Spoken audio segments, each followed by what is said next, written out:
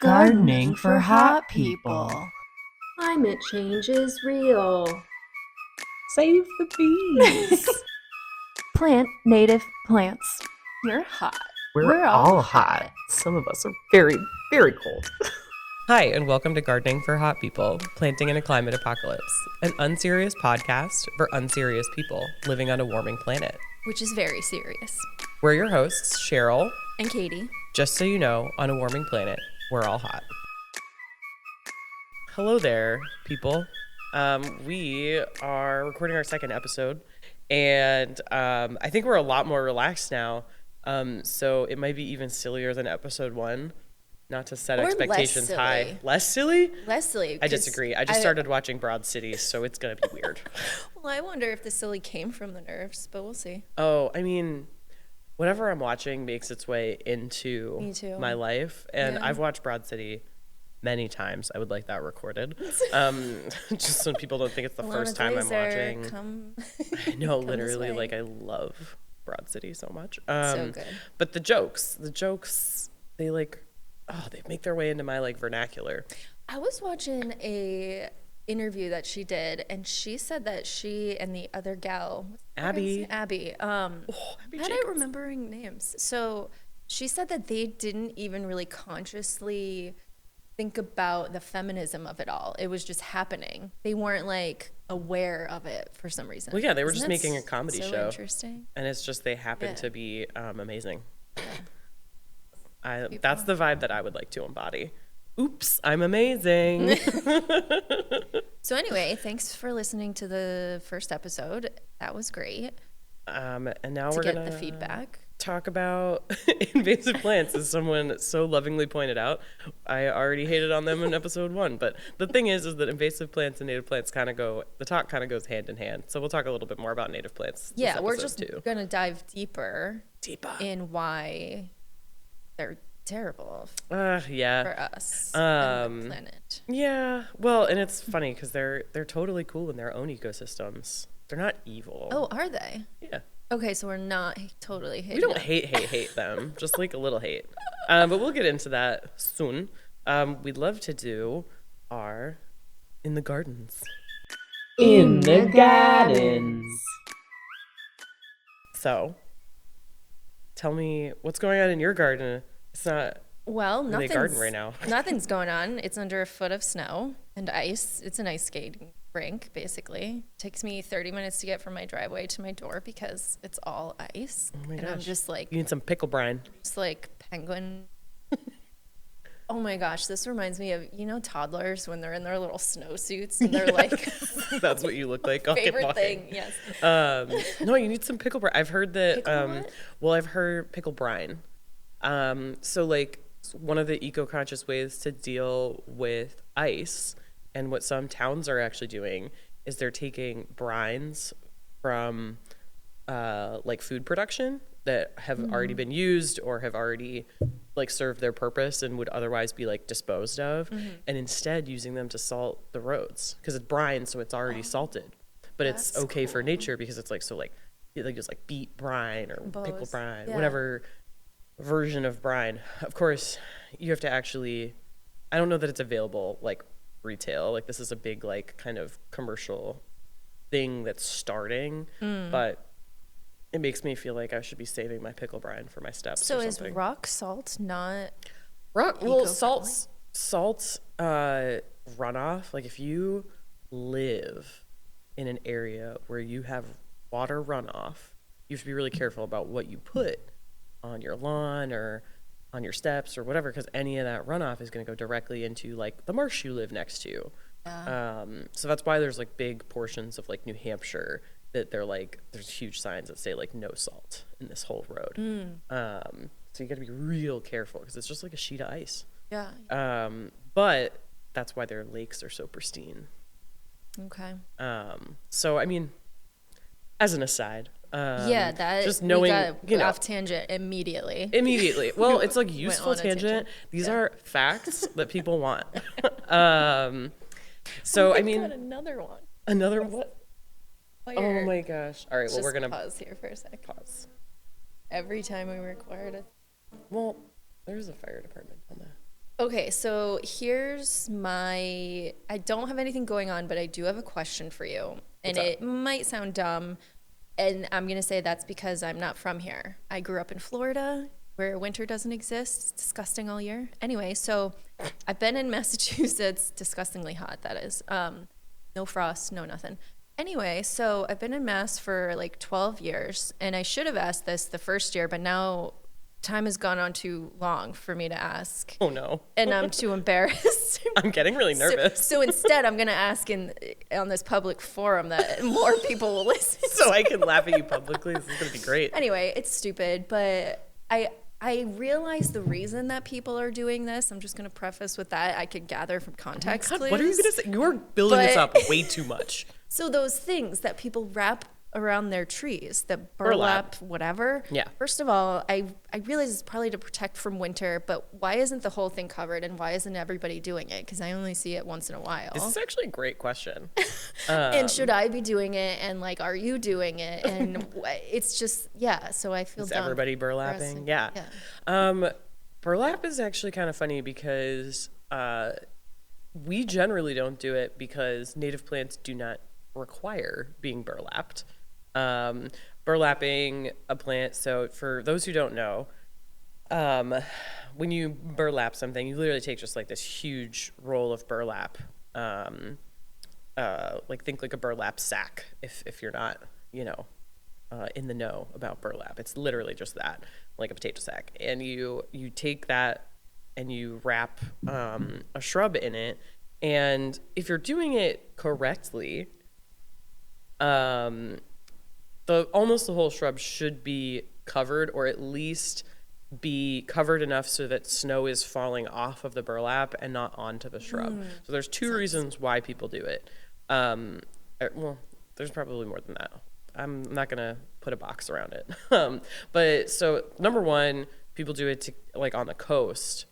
Even sometimes for native plants, if it's like a really, really icy, windy coastal spot, to keep the plants from drying out. So like the buds or the, like usually you'll see like evergreen, like broadleafed plants like boxwood or rhododendrons. You'll see them burlapped because what happens is the wind and the cold will actually dry the leaves out and it can kill the plant just by like being so cold and so dry. So the burlap gives it like a little bit of extra protection against the wind. So that's number one of the reasons why people do it. Number two is you can set up the burlap so that the snow can't fall directly on the shrub, right? So you'll see like someone put like a couple stakes, almost like a tent over it, and that's so that the snow just sort of like falls off, so that you don't have a bunch of snow on top of your shrub sort of bending the branches. Ultimately, if a native shrub is pruned to its natural shape or not pruned at all, or was chosen for its actual native range, you generally don't have to worry about that kind of thing because, like, you'll look at a hemlock and it's literally shaped so that the snow falls off. Okay. That's what it's shaped to do.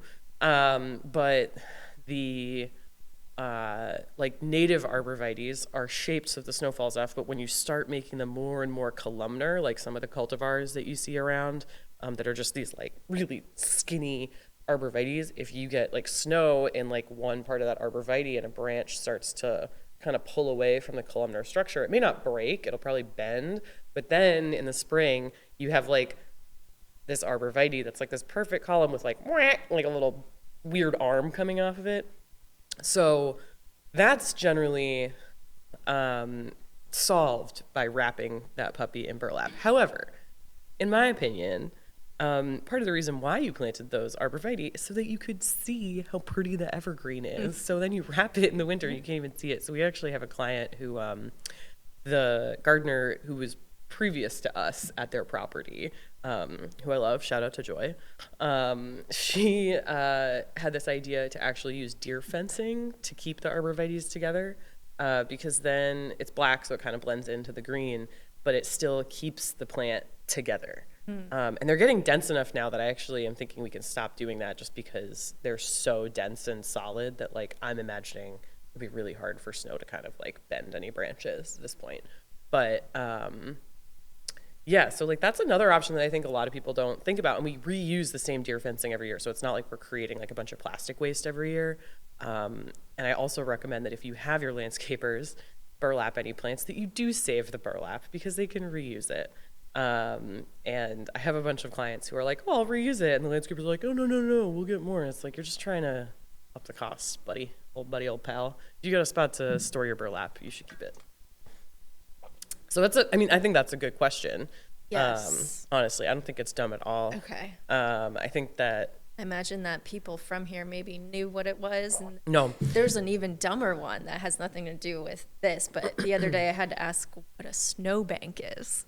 What do you mean by that? Well, I could gather from context clues, but TJ was like, oh, we have a snowbank in front of the house. And I was like, I feel like I know what it is, but can you explain it? And this, again, I'm from Florida. I'm not a dummy. She's really smart, guys. I don't know where all this is coming from. I did have a Florida education, though. No comment. I had to teach myself a lot when I got into my late 20s and 30s, realizing that I missed quite a bit. Oh, it's fine. In Massachusetts, they didn't teach us geography. I had to download an app so that I could understand where things were. Oh, interesting. Yeah. Anyway, I mean, I could gather what a snowbank was, but I really needed true definition. So what was the definition that you were satisfied with? It just, when the plows come, they pile the snow in one area. It's a pile of snow. A pile, yeah. Yeah. I don't know. I was thinking of bank. I'm trying really hard not to laugh right now. I was thinking of bank as like hollow, anyway. Like a safe that you keep your money in, but made of snow. We're about to be in spring.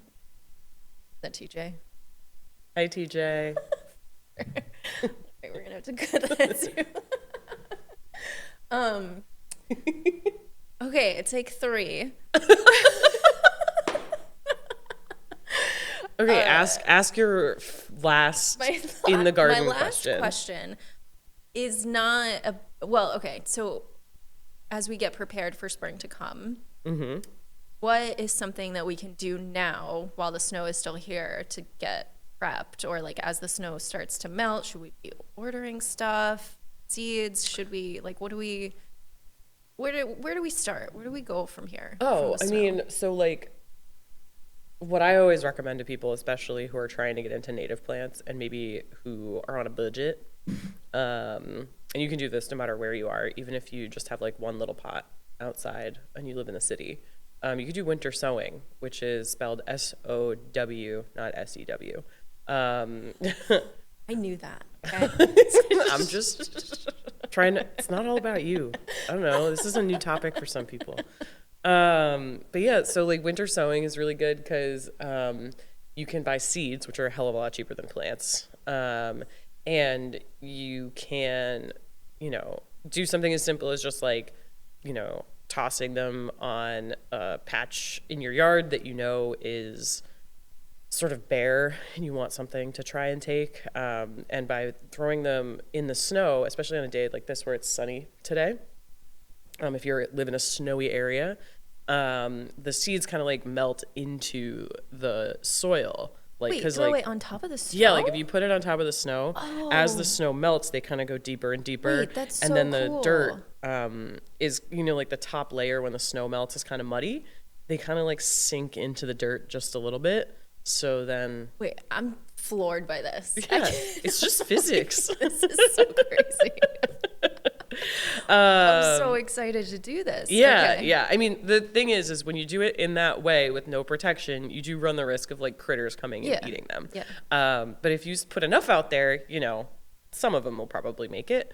The other more like protected ways of doing winter sowing are, a lot of people use milk cartons, like old milk cartons. And you can get those from, you can just go on like a buy nothing group on Facebook or like ask around. And you just like cut them in half and then have the bottom filled with dirt. And you put your seeds in, put the cap back on, like tape it on.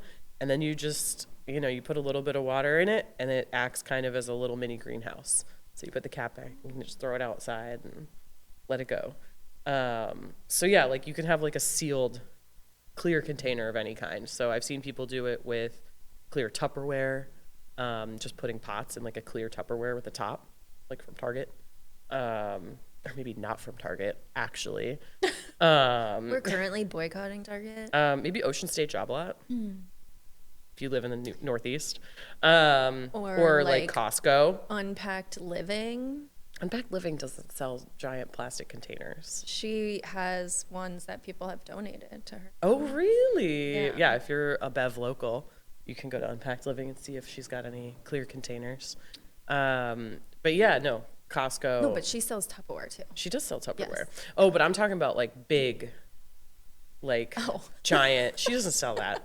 Like storage. No, it's Tupperware. good that you said that because Yeah. I clearly am not making it clear enough. So, like you take like multiple like tiny like 4-inch pots and put them in like a big Tupperware with like a big cap. So then you have like a 2 by 1.5 foot like greenhouse, mini greenhouse.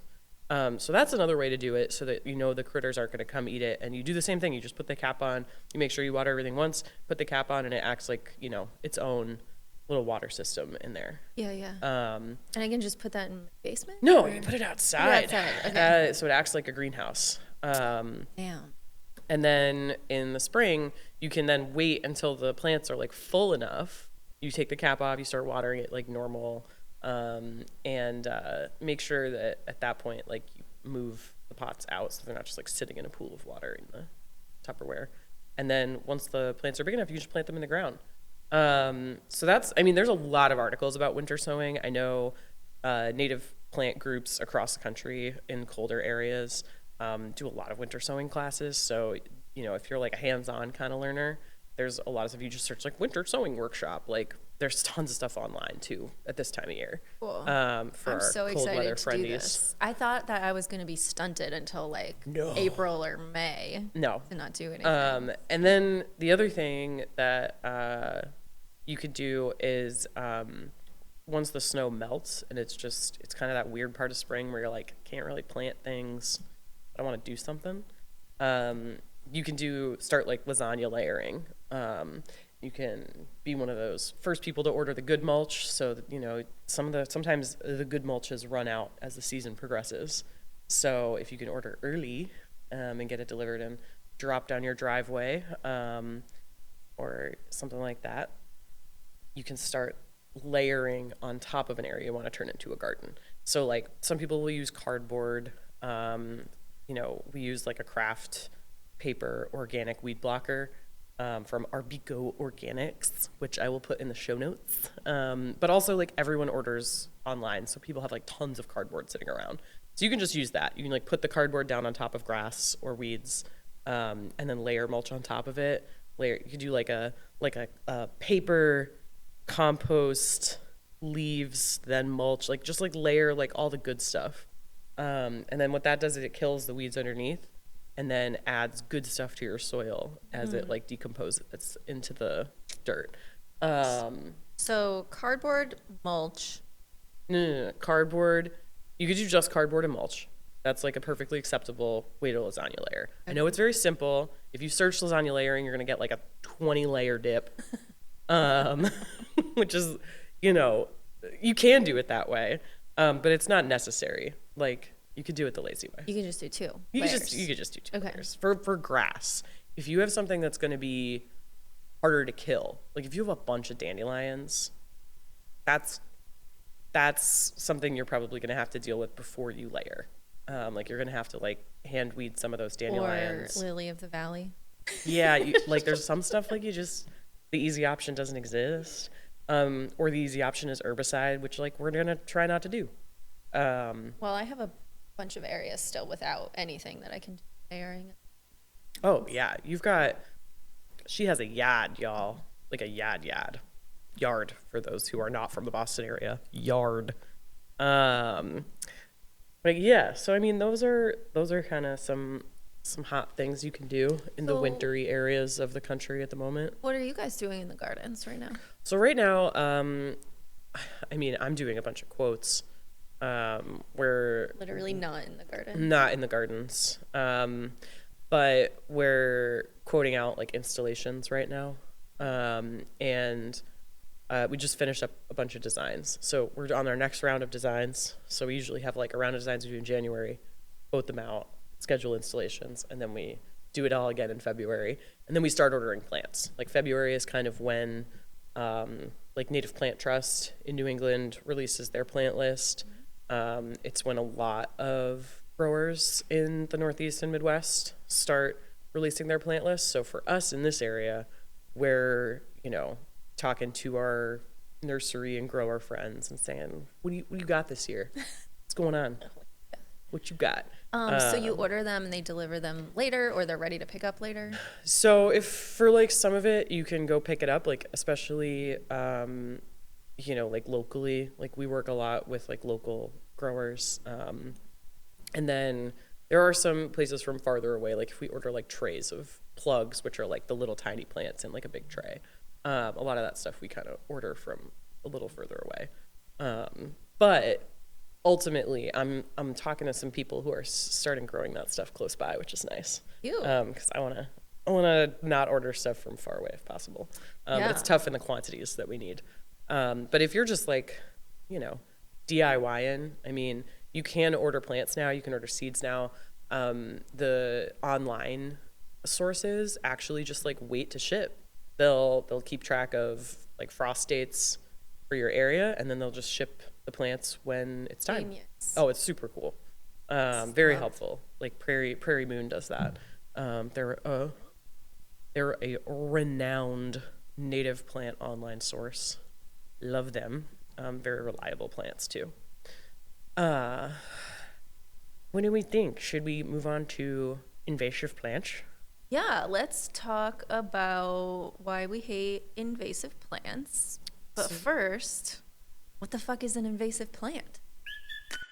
What the fuck is that? Yeah, so we talked a little bit about this in episode 1. So if this is the first time you're listening, episode 2, just so you know, invasive plants are plants that did not evolve with the plants in a certain area. They were introduced. And not only were they introduced, they started to push out native plants and disrupt the ecosystem. Which is bad. Which is bad because then once you disrupt like an ecosystem, you disrupt the whole food web, you can actually like cause the endangerment or extinction of other plants or animals or insects or, it's so sad. So sad. But yeah, so I mean, I think the age-old internet debate is the invasive versus aggressive. And a native plant can be aggressive, but that's actually good when you're fighting invasive plants, because that means you can plant an aggressive native plant to say fight, like, garlic mustard is a big one in our area, and it spreads really quickly. Like one plant has like 1,000 seeds or something. It's freaking insane. So if you've got a big area, you're like, I'm not going to be able to go out there and just like pull plants all day every day.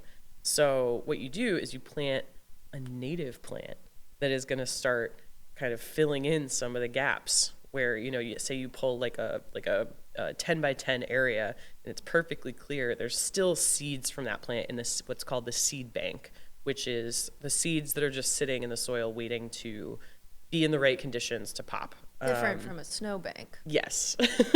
The seed bank is more like a money bank, but with seeds, it's just like, like they cash out when the conditions are right. Maybe I was thinking of bank as an emptiness because of being poor most of my life. Oh my God. Jesus Christ. As a Oh hollow my God. grave. Welcome to money therapy. With millennials. Oh my God. But maybe, I don't know. But the seed bank is rich. It is wealthy in most areas where there's invasive plants because they just create so many seeds. So there probably are native seeds like sitting in there, but the part of the reason why the invasive plants take over is that they germinate more easily than the native plants. So you kind of have to help them along a little bit. So putting in an aggressive native plant, say like Pachyra aurea, which is golden ragwort, super aggressive in like shady, damp, woodsy areas, which are the areas that garlic mustard likes to hang out. So it's been shown that that particular plant will actually start to push back against the onslaught of garlic mustard. Garlic mustard is an invasive. Yes, as the garlic mustard is the invasive, the Pacra aurea or golden ragwort is the native plant that's aggressive enough to kind of, hold the line and keep it from taking over. So that's where you end up talking about native plants hand in hand with invasive plants. It's kind of cool. Well, love that. Yeah. Love the aggression from the native plants. So, I think some people see the term exotic plant too, and then they're like, what is that? How is an exotic plant different from an invasive plant?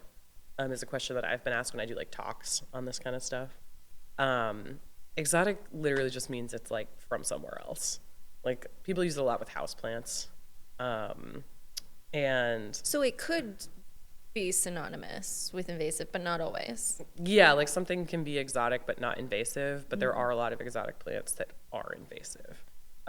In warmer climates, houseplant disposal is actually kind of a big deal when it comes to invasive plant issues. Plants I don't know the scientific name, but mother of thousands is this, it literally just makes thousands of babies off of its leaves.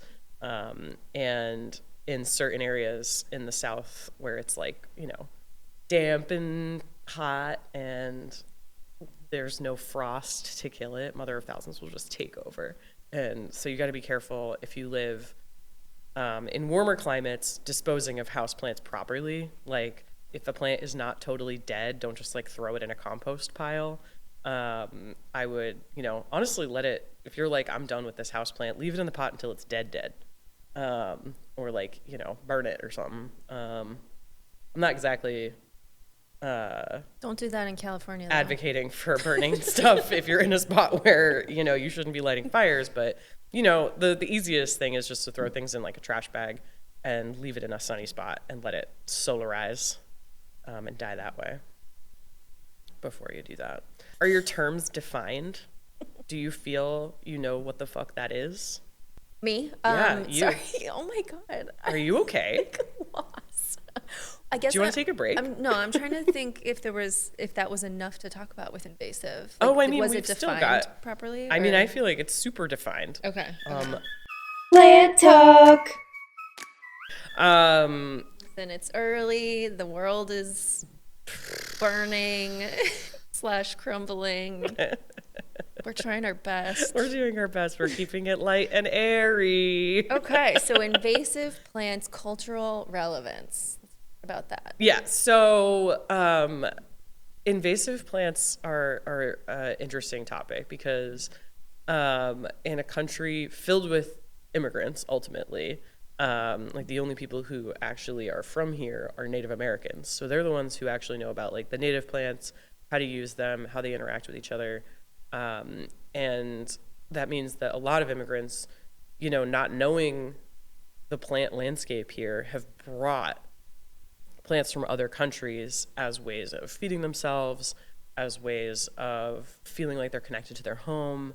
And, those are totally reasonable, very human reasons to bring something into an environment, right? I would never argue with someone trying to stay connected to their roots. Literally. However, in doing that, over, a couple centuries, we've made some mistakes. The really bad one that's starting to spread in this area actually is called Akebia. It's also known as chocolate vine. And it was brought to the North Shore by a woman who's from, I think it's from Africa. And she moved to this area. She's like, I just want, they're really pretty. They have really pretty flowers. It's this gorgeous vine. And ultimately, she had no way of knowing that it was going to start to take over this area. And I know that it was her because there's actually, I talked to the landowner and they were like, oh, this woman, she owned this property first and she brought it. They literally know exactly, where it came from. And how long ago was that? I really don't know. Akebia vine. Spell that. Akebia. Akebia, I think. Okay. I think. Don't quote me on that. But unfortunately, like this like sort of emotional connection doesn't account for what that plant is going to do to the environment that it did not evolve with. So it has started to take over this little area in our town where we live. And there are like all kinds of plants like that just kind of start taking over. And this, I'm going to talk about something really that feels really silly, but that I have encountered. Are you ready? Totally. So like, you know, we're talking about like immigration and people like bringing these plants in and like these like emotional things. And then there are some people who kind of get these things conflated and start thinking like, oh, well, like immigrants are, you know, a part of like, you know, the US, part of our history. And the plants that they bring, like if we're trying to get rid of those, they like conflate those two things and start being like, trying to get rid of invasive plants is xenophobic, is a claim that I have heard. Oh, interesting. Which is, you know, I understand like what, like how that could get kind of like twisted up and confused in somebody's head when you're trying to figure out the ethics of like getting rid of invasive plants. The problem is that most invasive plants have just come from people who have colonized this land, and White now it's people. a lot of it is you know, like black swallowwort was collected in the Victorian era because it is very pretty and beautiful, and someone was like, I want it in my collector garden, because those were really popular in the Victorian era. And it was a very like, you know, like I think someplace in Ipswich had a collector garden that had it, and then at Harvard had it in their collection, and it escaped, and now it's this like scourge on New England, and it has all started in these like, you know, just because some, I don't know, rich person with a collector's garden wanted this pretty plant and didn't think about how it was going to affect anything else. So really it's like everyone's job to then look at a plant before you plant it and be like, hey, is this going to cause a problem before I like release this into the world? And that's part of why like you're not supposed to bring seeds from outside the country and stuff like that. And it has nothing to do with immigration or like people of other nationalities. It's plants. It's plants and the environment and science. And it is honestly like, even though like, yes, immigrants have brought some plants here, like we can't conflate those two things. Yeah, like bring your food, bring your music, bring your... Yeah, but you have to respect the environment clothes. that you're entering. Bring that instead. Don't bring the plants, because that has an effect on the planet as a whole. Yeah, but it you know, this is a new topic. This is Yeah. a new thing that people are starting to really understand only in the past like 100 years. So, I mean, I think you know, it can be complex, but And that's why we're here. that's why we're here, because it's complicated, and it's kind of fun to talk about all this stuff, but you know, if anybody has like papers and stuff on that side of things, definitely send them over, because that's a topic I'm really interested in reading more about, because it's like the ethics of all of it, and like, you know, I just find it interesting. Yeah. Anyway, the other thing that I think kind of marries into this is, have you ever heard like eat your invasives? No. You don't follow the Black Forager? Oh. What are you doing with your life? She's so wonderful and shiny and vibrant. Learning everything there is to know here today from you. Oh my gosh. Took Well, notes. she's wonderful and lovely. The Black Forager? Yeah, I would write down the Black Forager. Let's get that in the show notes for people. You can go through her backlog of just like amazing foraging content. That sounds familiar. Maybe I I've am definitely following. sent her to you before. She's wonderful. So she talks about eating your invasives, and I appreciate her as a forager because she talks about how you should eat invasive plants but not encourage their spread. Because there are some people who are foragers who, like, you know, say love autumn olive, which is an invasive plant in our area. And it's tasty. It's a tasty little fruit tree. But it can take over an area that winterberry or blueberry or any of these other really great native shrubs should be in. So, you know, some foragers will talk about like, oh, I found this great area of autumn olive, and now I found a little sapling and I'm gonna plant it in my yard because I like it. And it's like, that is literally causing more of a problem. Like, eat all you want, and then like, if there's saplings, like pull them up and lean them up against another tree so that they die. Cause like, we're not trying to spread these invasive plants. Eat them and then get rid of them. You'll find more. They're invasive. Yeah. But yeah, it's just like a weird situation. How would one learn which plants, invasive plants, they can eat? So like if we're like walking through the woods or something. Oh yeah, and you want to be like foraging? Which I would never be walking. We should really have a forager on here to talk about like foraging, but there's a book that I cannot remember the name of, but we'll put it in the show notes that specific for New England, and it actually does also talk about the invasive plants you can eat here too. So I mean, there's a lot of books about this kind of thing. Again, I would not recommend eating anything unless you 100% know what it is and know how to prepare it properly to eat. Don't poison yourself, okay? Amen. A woman. Okay, and how about the scientific? I mean, I think no matter what, we've ended up talking a little bit about some of that because it's like all kind of marries into each other. But the ecological damage is really the main issue, is that invasive plants not only are pushing out native plants, but that means that there's less of the native plants for like our local wildlife to eat. And you'd be like, well, wait, like barberry has berries and bittersweet has berries. Like, why are those berries not good enough? And it's because they actually evolved in a totally different ecosystem and have a different set of nutrients than our native, say, like blueberries or winter berries or even poison ivy berries, which people hate learning that. They hate learning that poison ivy is actually really valuable to birds.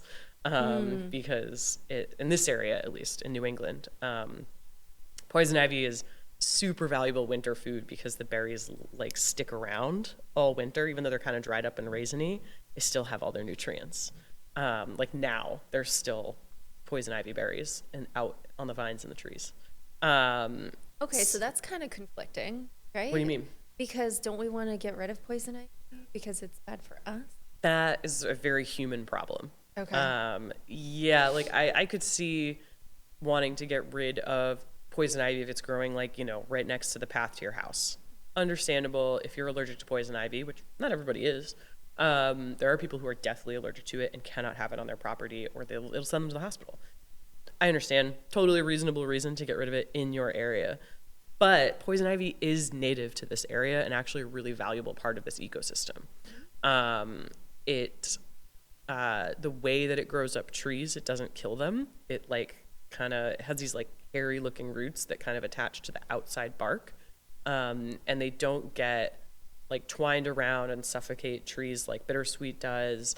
It doesn't get so big at the top that it starts pulling down a tree. Like it's grown like kind of symbiotically with the trees in this area so they don't hurt each other. And so as much as yes, like maybe having poison ivy right near a trail is not ideal, keeping as much poison ivy as we can in the woods where humans really aren't is great. It's actually really good for our birds. So if you like songbirds, you kind of have to be okay with a little bit of poison ivy. Again, don't save the songbirds. Save the songbirds why you for kill the sure. songbirds? I mean, people don't realize that's what they're doing. And that's why we're trying to talk about it. So I'm exhausted. I'm so tired. Aw. I'm doing my best. I think you talked about all 4 of these points. We didn't talk about removing them. Oh, sorry. I skimmed that. You said that eating them is good and bad. Yeah, so... I mean, I, even on my most tired Sunday, will get up and do invasive plant removal. And don't all you winter. lead a group here in Beverly? Oh my God, thank you so much for asking. Yeah, so in conjunction with Green Beverly and the city of Beverly, We actually got permission to do invasive plant removal at a bunch of our local natural areas. This is a really important thing that people, if you're like, I want to do something good for the environment, but I don't know what, and you've got some time and you want to figure out how to make a big difference, it's finding someone or learning yourself, finding someone who knows enough about invasive plants that they can teach other people how to identify them, and then going out and actually physically killing them yourself. We don't use herbicide. We literally use the death by 1,000 cuts method, which is every year you go out and you make some more chops or dig out roots as much as you can in an area. And it's all volunteer run. So we show up for an hour and a half so nobody gets too tired. Chop, dig, make, sort of smallish piles of invasive plants. What do you do with the piles? So you just chop and drop. They'll turn into mulch. It'll disintegrate. The most important thing is not letting roots touch the ground so they can't reroot. Oh. So yeah, I mean, it's really low impact in terms of forest management. Okay, so when we pulled our invasives, a couple of the trees and bushes, we chopped them up and then put them in barrels for the yard pickup. Was that incorrect? So technically, you're not supposed to transport invasive plant material. No, this is not actually a rule that's followed by pretty much anyone. Ideally, you want to keep invasive plants in the area where they already were, because you already have seeds in the seed bank and whatever. But I also know that you didn't have any seeds left on your invasive plants, and it was just a bunch of sticks. Yeah. So I'm sure it was fine. Just went to the brush pile, it got chopped up, whatever. And the invasive plants you had, which were, I think, mostly burning bush, those can't reform from a cutting. So, I mean, knowing how an invasive plant spreads is really important. Japanese knotweed, big monster of a plant. If there's even one chunk of root, it'll reform another plant somewhere. Mm-hmm. So you either have to be disposing of it at a compost facility that superheats their compost, which some places do. A lot of town composts don't. It's not monitored that way. But yeah, knowing how a plant spreads is really important for that sort of deal. Okay. Does that make sense? Yes. All right, cool. I never thought of what you do after you put. Was solarizing stuff, leaving it where it is. For the invasive plant task force, which is how we started talking about this, we don't use any herbicide because we don't. We would need special permissions from the conservation committee. We would need someone who has an active herbicide applicator's license. It would start costing a lot of money. Sure. And we would be kind of dealing with a lot of liability as well, with volunteers and chemicals around and stuff like that. So we just do death by 1,000 cuts because it does make a big difference. And it's still really valuable to do, but it's not as harmful to the environment because we're not adding herbicide to it, and it's also just easier. There's a low barrier to entry. Sure. So take this as your sign to see if your town has one of these task force. A lot of times it's called an invasive plant task force. Okay. And then if they don't, start one. Get into your local Facebook communities, groups, whatever, or wherever you exist. Or there's always Discord. Little conservation groups too. Yeah. And sometimes there's someone in those groups who's wanted to start it, but it's tough to get reliable volunteers. It's part of why I'm working with Green Beverly. They have a bunch of people in their orbit who just want to be outside doing good. Mm-hmm. And it's really, really nice. So it's a situation where you're not getting into it for the glory. You're getting into it because you really want something good to happen. So partnering with literally anyone and everyone you can to make it happen is a good idea. Because the only way it happens easily is with a bunch of people. Because if it's just you versus an entire forest, you're going to cry every day. Because you're just not going to make as big of a dent as you want. Totally. But yeah, no, the process is just if you want to form an invasive plant task force, the process is pretty simple. It's just have the drive, find out who owns a property that has a bunch of invasive plants on it, get permission to do work there, and then make sure that you can ID and properly chop or dig these plants out. It's really important that you do it correctly too. Like, don't just like, if you're like, I don't know, I think that's invasive, and you just start chopping, you can chop something that's like really good. So if you're someone who's like, I want to do this, but I don't have that kind of knowledge, find someone in your community who does. Yeah. There are tons of gardeners, scientists, people around who know how to identify these plants. Find your local Cheryl. Find your local plant magic garden. I'm not the only person doing it on the North Shore either. There's a lot of other people who are doing this kind of thing in the area. So I know I'm not alone. I'm not the only one. Totally. Which is great. That's how it should be. So should we do a TLDR? I think we should. TLDR. I learned a lot and got excited about winter sowing. Yay! I'm most excited about that, and lasagna layering. Also, knowing the difference between invasive and aggressive plants. And now I'm gonna try to find aggressive native plants to plant. Oh yeah, I love that. You're already planting some Fragaria virginiana. Oh, okay. Yeah, that's cool. super aggressive. It'll take over your yard in a good way. Nice. Is that one from the list that you gave me when we, I think so. or do I already have? I think you already Okay. have some. Oh. But that's the one you put in your lawn to take over. Oh, the strawberry. Yeah. Yes. Sorry, Okay. I should have said native I'm strawberry. never gonna know these scientific names. Anyways, yeah, I'm excited for winter sowing. That was my big Sweet. takeaway. I love that. Hot or not? All right, Cheryl, hot or not, blue cornflower. Also, what is that? What is that? So blue cornflower is so it's in like teas and stuff like that. But A people, pretty blue flower? It's a really pretty blue flower. Yeah. And like it's not invasive, but I think a lot of people think that it's a native plant just because it's in a lot of wildflower mixes. So I would say not if you're trying to plant native or plant things that are really good for the environment. It's actually not a native plant. But if you're trying to have like a tea garden or an edible garden, then it is that. And just make sure that you're not like, spreading the seeds all over the neighborhood.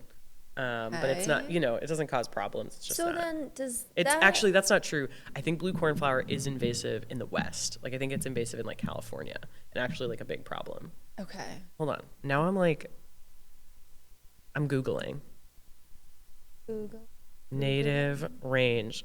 So something that I do frequently is I will take a scientific name of a plant and then just type it into Google with the phrase native range. Okay. And that is how you will find where something is native to. Do not trust AI, for the record. God. It says Fuck crazy AI. stuff. Trust things like, I actually trust Wikipedia. Yeah. Because it's like peer reviewed Yeah. most of the time. Things like U.S. wildflowers, like Minnesota wildflowers, like state-run websites, or this one is Britannica, which is an encyclopedia. So it's native to Europe. So anywhere in the U.S., it's not native to.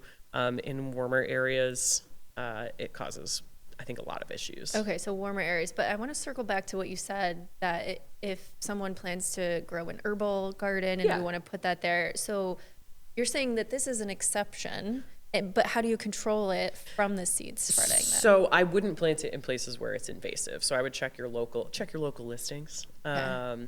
A lot of times what people will do is like, okay, so like blue cornflower invasive. This is how she sounds when she's typing. Yeah, by I'm the just way. typing stuff up.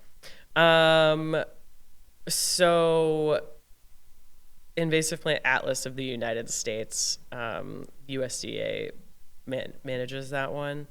I'm not seeing anything that says like it's specifically invasive, but I know for a fact that it's invasive somewhere. So make sure you check your state. Like I'm just doing like a cursory search.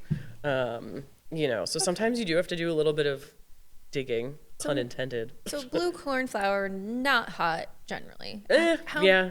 But like in colder areas, like in Massachusetts, it's not invasive. So like you could plant it in this state in like a garden bed, and technically it's not a problem. Okay. With hesitation. With hesitation. Okay, how about Japanese maples? Hot or not? So, this is a killer. People get so mad when I talk about Japanese maples. So Japanese maples are actually becoming a huge problem in the Carolinas. This is in the grand scheme of invasive plants, sort of a newish problem. Japanese maples, if you have one, you know, they put out like a ton of little saplings. In our area, they have not proven to be invasive yet. As the climate changes and our area gets warmer, it could cause an issue. Like the Carolinas are just warmer, so it's like a slightly better environment for them. But there are some pictures of some forests that people are starting to remove Japanese maples from, where the entire understory is Japanese maples. Wow.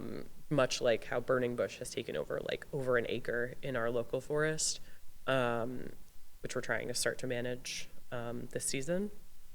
The Japanese maple is like kind of, moving, the invasiveness of it is moving north. So Ruh-roh. I try to encourage people not to plant them if we can help it. People have some like emotional connections to Japanese maple because like, oh, my grandma had one and I loved it so much and I played under it,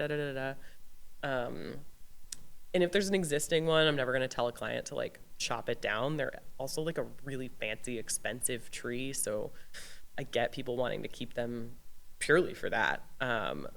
But I'm trying not to plant more of them if I can help Okay, it. so Japanese maple, not hot. How about bee balm? Hot or not?